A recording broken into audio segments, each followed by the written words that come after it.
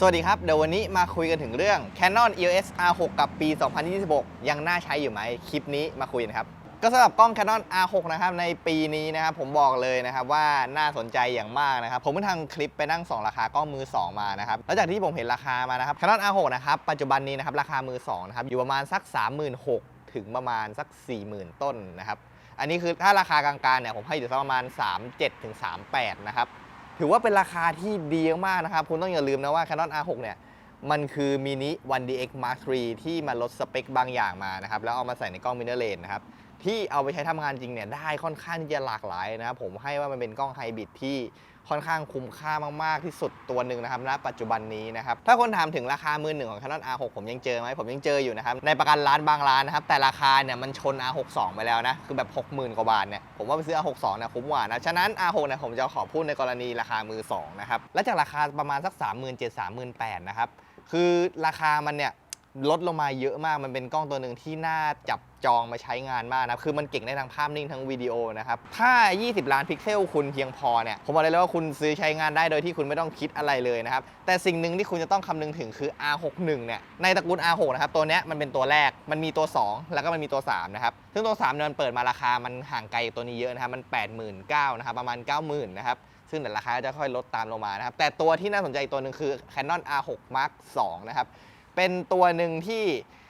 อัปเกรดจากตัวนี้ไปค่อนข้างที่จะเยอะเลยนะครับในหลากหลายฟังก์ชันเลยนะครับแล้วราคามือ 2 ปัจจุบันนะครับอยู่ประมาณสัก 52,000-53,000 นะครับซึ่งมันก็เป็นประเด็นเหมือนกันนะถ้าเอามาเทียบกับกล้อง Canon R6 ตัวนี้นะครับว่าราคาที่มันแตกต่างประมาณสัก 10,000 ถึง 15,000 บาทเนี่ยคุณจะเลือกซื้อ R61 หรือ R62 ดีเนี่ยคือตรงนี้มันแล้วแต่ปัจจัยตามบุคคลเลยเพราะ10,000 ถึง 15,000 เนี่ยมันได้เลนส์ดีๆมาใช้ตัวหนึ่งเลยนะครับคือถ้าเป็นพวกแบบเลนส์ RF เนี่ยอาจจะซื้อเลนส์ฟิกพวก35 1.8 85 f2 24 1.8 หรืออาจจะไปซื้อพวก24 105 f4 ถึง 7.1 ที่เป็นเมาส์ RF เนี่ยมาใช้ได้เลยส่วนถ้าเป็นเมาส์ EF เนี่ยสามารถไปซื้อได้หลากหลายตัวเลยนะครับแต่ต้องซื้ออะแดปเตอร์เพิ่มด้วยนะอะแดปเตอร์เนี่ยก็มีทั้งของ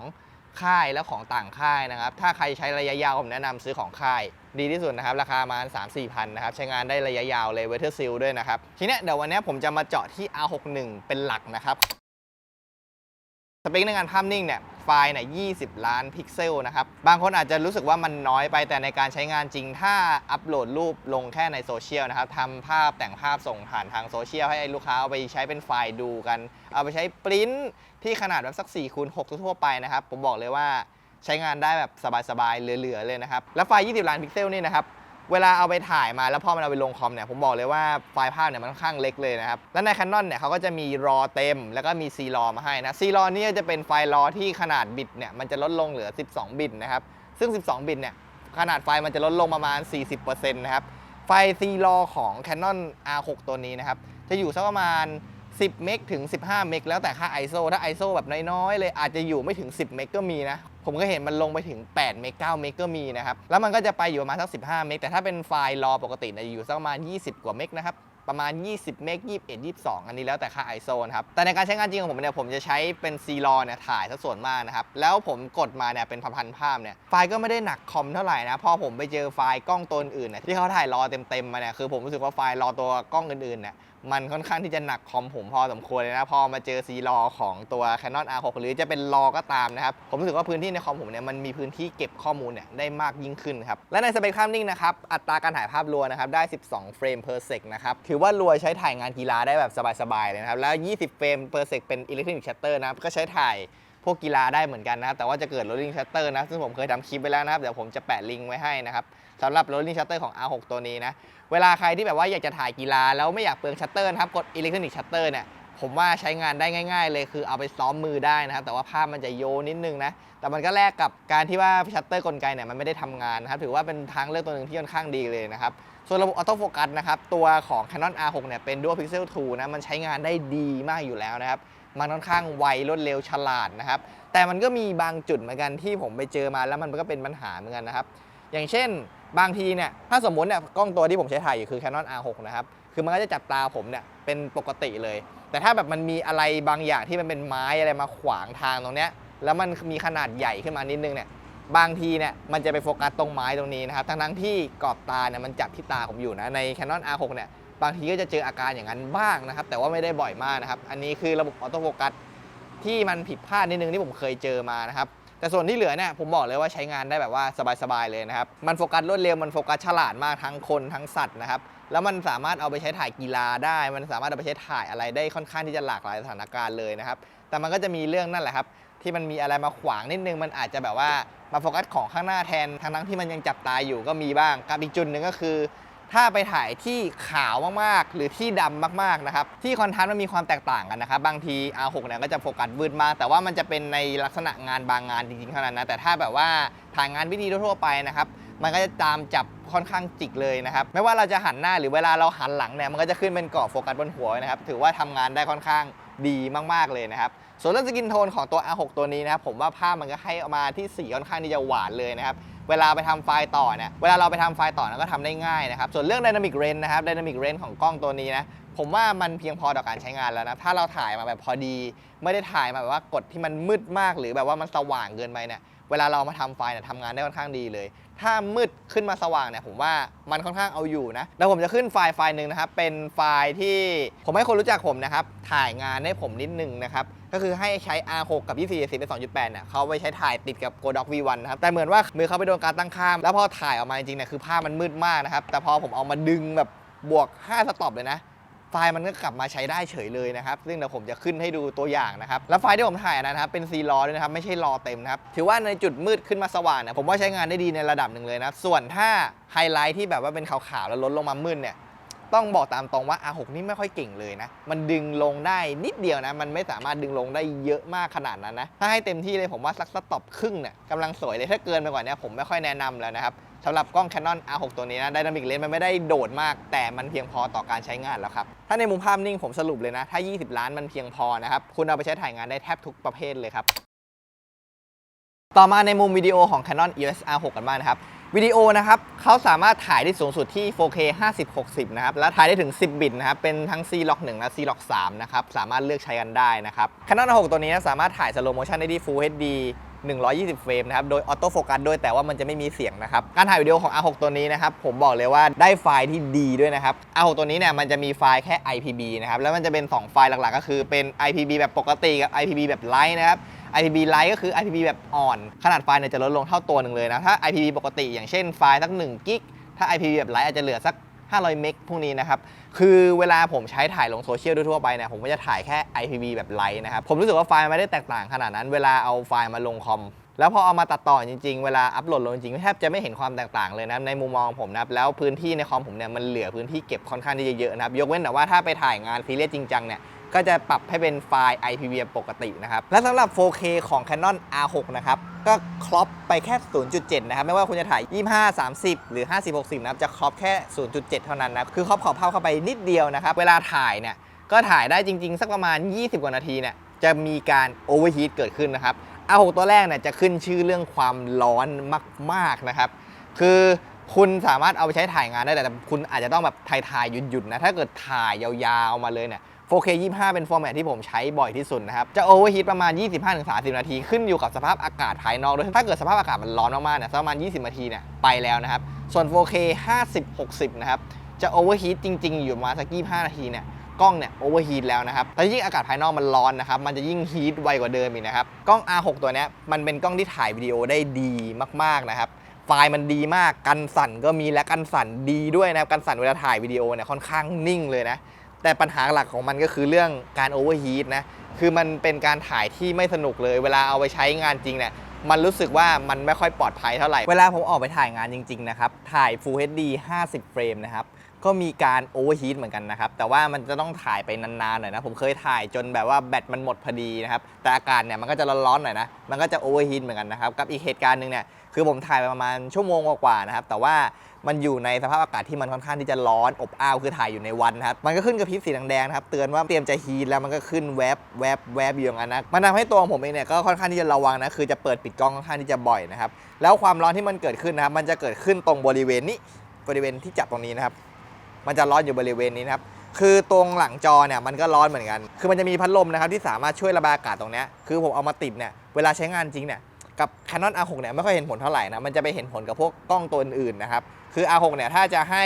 มันโอเวอร์ฮีทช้าลงเนี่ยคือต้องหาพัดลมข้างนอกนะครับมาเป่าตรงนี้นะครับคือมันจะร้อนบริเวณนี้มากกว่านะครับมันจะร้อนบริเวณนี้นะครับซึ่งเรื่องโอเวอร์ฮีทนะครับก็เป็นปัญหาหลักของ Canon R6 ตัวนี้นะครับในงานวิดีโอนะครับรวมถึงงานภาพนิ่งด้วยบางทีเนี่ยถ้าไปถ่ายนานๆมากนะครับมันก็จะเกิดอาการแบบว่ากล้องมันจะมีความอุ่นๆขึ้นแต่ในงานภาพนิ่งเนี่ยผมไม่เคยถ่ายจนแบบว่ากล้องมันหยุดจนมันตัดดับไปเลยนะครับมีแต่ว่าถ่ายภาพนิ่งไปนานๆนะครับจนมันไม่สามารถไปถ่ายวิดีโอได้นะคือกล้องมันร้อนแล้วนะครับแล้วถ้ายิ่งในงานภาพนิ่งนะถ้าคุณถ่ายเป็นอิเล็กทรอนิกส์ชัตเตอร์นะครับมันจะทำให้กล้องเนี่ยร้อนมากกว่าปกติค่อนข้างที่จะเยอะนะครับสำหรับเรื่อง OIS R6 ก็เป็นประมาณนี้นะครับแต่ขอกลับมาที่เรื่องไฟล์ของ Canon R6 นะครับไฟล์ Canon R6 นะครับในการถ่าย 4K นะครับเขาจะถ่าย oversampling นะครับจาก 5.1K ลงมาเป็น 4K นะครับซึ่งไฟล์เนี่ยผมบอกได้เลยว่าค่อนข้างที่จะดีมากๆนะครับไฟล์วิดีโอ 4K มันค่อนข้างที่จะมีคุณภาพมากนะแม้ว่าผมจะถ่ายในแบบ IPB Light นะครับมันก็ให้คุณภาพที่ดีมากๆเหมือนกันนะครับแล้วสำหรับคนที่เอาไปเกรดสีนะครับก็จะมี C-Log 1 C-Log 3 ไว้ให้ใช้กันด้วยนะครับเอาไปเกรดสีกันได้ตามสบายนะครับแล้วก็จะมี HDRPQ นะครับเราก็ไปหาหลัดของ HDRPQ เนี่ยมาใส่เอานะครับก็จะได้ไฟล์10 บิตเหมือนกันนะครับแต่ R61 นะครับก็ยังจำกัดเวลาการถ่ายอยู่ที่